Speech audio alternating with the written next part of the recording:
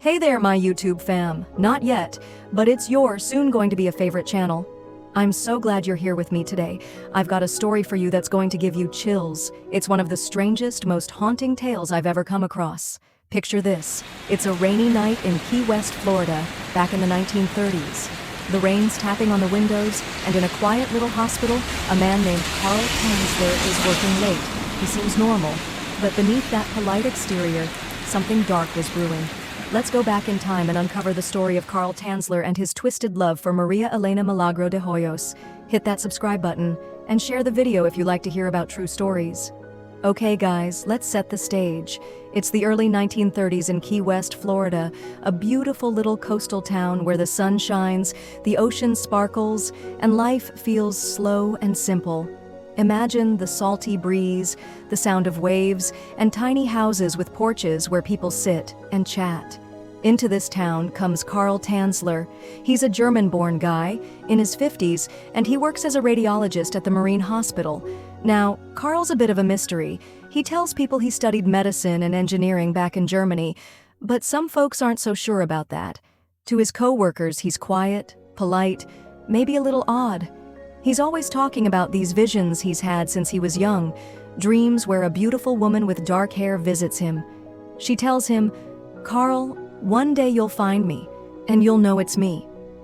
He believes it's his destiny. Can you imagine believing something like that so deeply? I mean, I get having dreams, but this is next level. So, Carl's living his quiet life, working at the hospital, when one day in 1930, everything changes. Fate knocks on his door, or rather, walks into his hospital. Her name is Maria Elena de Hoyos. Everyone calls her Elena. A young woman enters the hospital, her family, and the moment Carl sees her, his heart stops. She's 21 years old, a Cuban-American beauty with glowing skin, long jet black hair, and eyes that light up a room. And she's absolutely stunning. But here's the sad part. Elena is really sick. She has tuberculosis, a terrible disease that's already taken her mom and two of her sisters. Her family is desperate, hoping Carl can help her. And when Carl looks at her, he's sure this is the woman from his dreams. His destiny has arrived. Now let me tell you, this wasn't just a crush. Carl became obsessed with Elena. He starts treating her at the hospital, but it's so much more than that. He brings her gifts, shiny jewelry, fancy perfumes, even experimental medicines that he thinks might help. He builds these weird homemade devices, like contraptions made of wires and glass, because he's convinced he can cure her. He tells her, "Elena, I'm going to save you. You're going to be okay." He's doing everything he can, not just as a doctor, but as a man completely in love. But here's the heartbreaking truth. Tuberculosis doesn't care about love. It's a cruel disease, and no matter how hard Carl tries, he can't stop it. Let's fast forward to October 25th, 1931. This is a day that breaks Carl's heart forever. Elena's condition gets worse and worse, and on that day, she takes her last breath. She's gone, just 21 years old. Her family is devastated, and Carl, oh, you guys, Carl is a wreck. He'd poured everything into saving her, his time, his money, his heart, but it wasn't enough. Elena is buried in a mausoleum at the Key West Cemetery, and here's where it gets a little strange already. Carl insists on paying for the mausoleum himself, which is kind of sweet, right? But then he keeps the only key to it. Why would he do that? Some people think it's just his way of grieving, but as we're about to find out, it's so much more than that. For Carl, Elena's death isn't the end of their story. In his mind, their love is far from over. Now, here's where things take a really dark turn, so brace yourselves, okay? 2 years go by. It's 1933 now, and Carl can't let Elena go.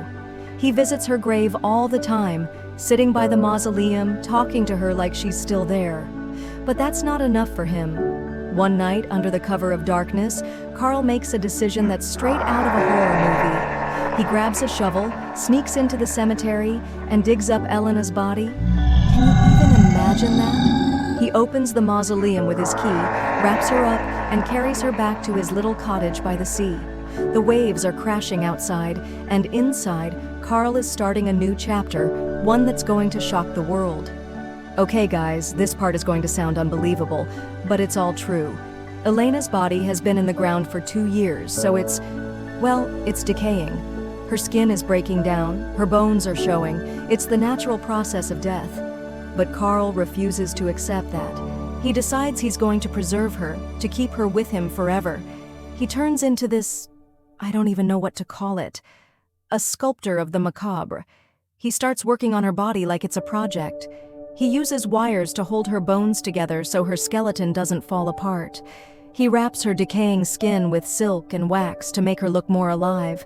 He stuffs her with rags to keep her shape, replaces her eyes with glass ones so they sparkle again, and when her hair falls out, he collects the strands and makes a wig for her. For 7 years. 7 years, you guys. Carl lives with Elena's body in his cottage. He dresses her in her favorite clothes, sits her in a chair, and treats her like she's still alive. He plays music for her on an organ, dances with her stiff body in his arms, and whispers to her, telling her how much he loves her. He truly believes her soul is still with him, and he's even working on ways to bring her back to life. Can you imagine what that must have been like? Living with a corpse, talking to it, dancing with it. It's heartbreaking and terrifying all at once. Now, Carl might have kept this secret forever, but in 1940, things start to unravel. People in Key West start whispering, rumors about a man living with a ghost. Elena's sister Florinda hears these rumors, and her stomach drops. She can't ignore it anymore. One day, she shows up at Carl's cottage, banging on the door, demanding to see what's going on. Carl lets her in, and what she sees? Oh my gosh, you guys, it's something she'll never forget. There, lying in Carl's bed, is Elena's body, or what's left of it. It's preserved with wax and wires, her glass eyes staring blankly, her body dressed like a doll. Florinda screams, her heart breaking all over again, and she calls the police. When they arrive, they're horrified. Carl just stands there calm, like he's done nothing wrong. The whole town is buzzing. Some people are disgusted, but others, they call it a macabre romance. Can you believe that? Some women even send Carl love letters, saying his devotion is beautiful in a tragic way. So, what happens to Carl? He gets arrested, but here's the crazy part. The statute of limitations has passed, so he's not charged with anything.